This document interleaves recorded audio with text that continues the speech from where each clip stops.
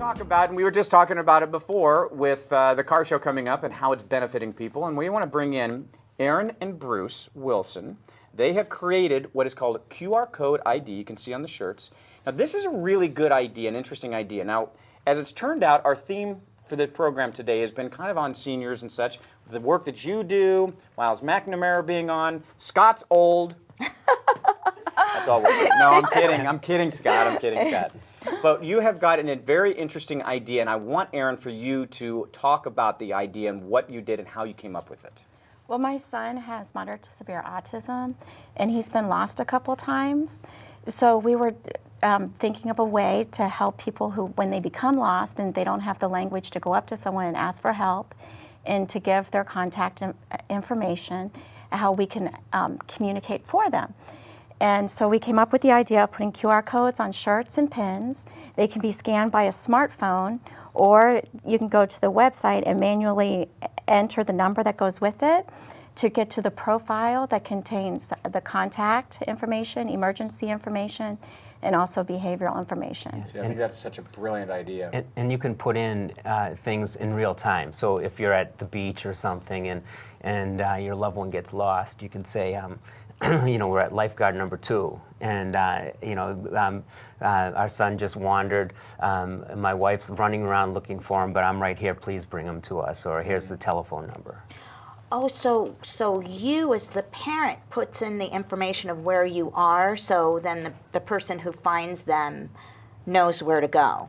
That's one way to One do way, it. and then we also have them put in the contact information, so they can just, when they scan it, they can just push on the phone number and call them. Yeah. Another example we have on the website about how to use that is you could put in, we're down in the parking garage looking for him. The reception's terrible. Please take him to security level 1. We'll be right up. Or another example is we lost Dad at 2 o'clock and he needs his insulin by 5. So if he's in a fog, the person that finds him will know exactly what's going on with him. Yeah, and if it's already in there, the profile information. Our son was lost briefly at a school, and a couple of years ago. That's what motivated us to start the company, and it just sort of, you know, we have a business plan and everything, but it's more from our heart. We just But it's interesting because during the break we were talking about this, and Bruce, you mentioned how when you start talking about this, people become reflective, which was a great word. That they start thinking about it, and it immediately, for me, it made me start thinking about a family friend who had, he's passed away, Alzheimer's, and he wandered from the home and was lost, and they had no idea. And unfortunately, they lived in a very remote area. So he ended up being found walking on a remote road about 10 miles from home. Wow. And it was very fortunate that he was found. This would have been able to save a lot of time and a lot of worry that the family had. Yeah, I have a friend, and when we were talking, it's always a surprise to me because I come from the music business, and there you're always trying to sell something, and you know, some people like it, some don't. But when we bring the subject up, it's always exactly like what you just said. Most of the time, someone has a personal story, and one person, a friend of mine, told me that his grandmother, they didn't know how severe she was yet, and she was lost. They were in a hotel in San Francisco, and she was in her own room, and she was lost for 4 days. Wow. And they finally found her in a hospital, and it took all those 4 days to find her. And if she had this shirt on, she still would have been lost, but they probably would have gotten a telephone call within that first day, you'd think. So she was never the same after that. It was such a traumatic experience for her, and that would be one way that this product could help people. Now, is the only way by wearing a shirt, or is there other ways, like for example the chain or the medical alert bracelet or things like that? Because if someone is wandering lost, or a small child who has autism is lost, what if they're not wearing the shirt? Yeah, we're developing the dog tags and the bracelet, and soon we're going to have a temporary tattoo for the people who take their shirts off. And we also have pins and magnets and Velcros and keychains. Very interesting. Good. Yeah. So do you have different styles of the shirt? And We do. We had special needs artists design the shirts. This was designed by a man who has very limited hand mobility, but he does amazing graphic art. In fact, do me a favor. Hold that shirt Hold it up more so up. Nick can get a good shot at that. There you go. This is the catfish hoodie. And then we also have, this was made by a man who has a more severe type of autism.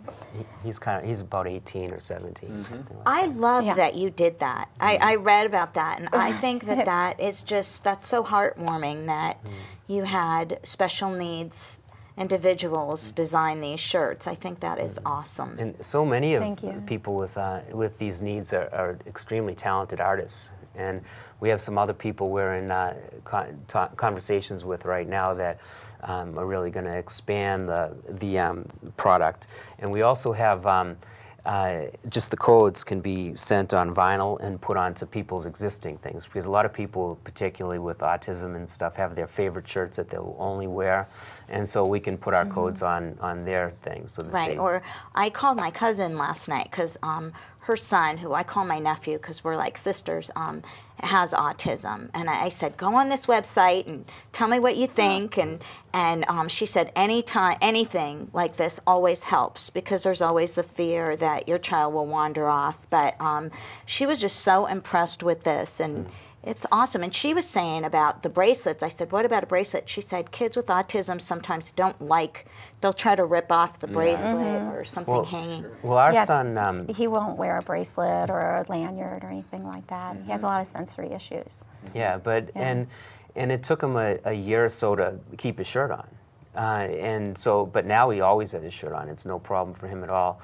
And a lot of people we know have had a similar thing happen where they just sort of trained to keep the shirt on. And so we can also put them on boxer shorts and other things like that, because Yeah, with people the just- vinyl, it could be heat pressed onto anything, Yeah. a favorite blanket even. Or Well, guys, it's a Yeah. great thing. It's a great idea, and thank you very much for coming on to share it with us. We really appreciate it. Awesome. Thanks Thank for you for having having us. us. Absolutely. Contact information for those people who want to be able to contact you about this.